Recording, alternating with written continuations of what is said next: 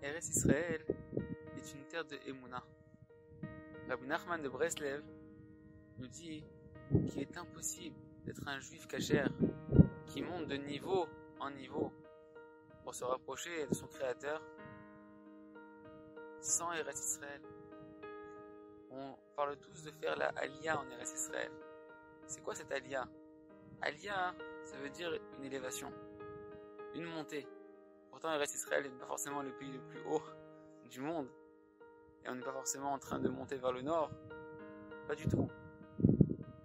En réalité, ce mot que l'on a défini par Aliyah s'enracine dans la foi du juif.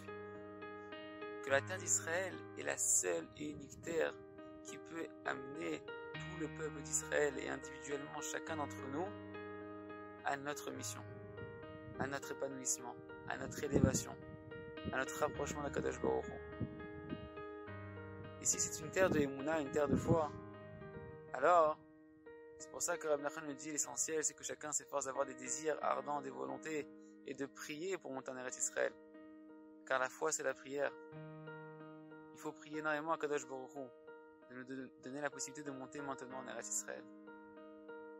Le Rav Shlomo Arush, qui est une longue vie, une fois Shlema, nous a dit, dites aux Juifs de France qu'il n'y a plus de temps à réfléchir, qu'il faut maintenant monter en Eretz Israël. Rabbi Yitzhak de Barditchev, Tzaddik Kadosh Livracha, qu'on appelle le Sanégorien chez l'Israël, le défenseur du peuple d'Israël, a dit une petite prophétie en disant, alors qu'il est un défenseur du peuple d'Israël, c'est pas un accusateur chas v'shalom du peuple d'Israël, c'est le plus grand défenseur du peuple d'Israël. Il a dit la chose suivante, sachez qu'il y a un devoir de monter en Eretz Israël avant la venue du Mashiach. Il y a un mérite extraordinaire de monter en Eretz Israël avant la venue du Mashiach. Et tout celui qui sera monté avant la venue du Mashiach pourra voir les miracles extraordinaires qui se passera dans cette terre-là d'Eretz Israël.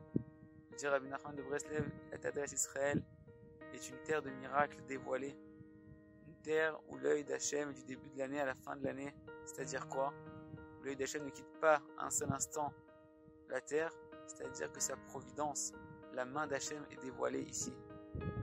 Ici, on peut voir la main bienveillante d'Hachem de manière beaucoup plus dévoilée que dans le Chus La'aretz, en dehors d'Eretz Israël.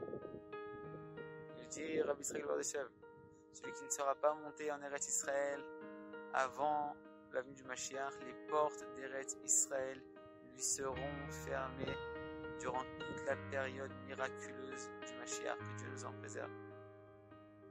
Azir Hatson, que chacun se réveille aujourd'hui à monter en Eretz Israël, à avoir foi dans les promesses d'Hachem, que c'est une terre où coule le lait et le miel, que le seul qui a nourri, qui nourrira chacun d'entre nous, c'est Akadosh Baruch Hu. Et que comme le dit Rabbi Nachman de Breslev, dans Sefer Amidot,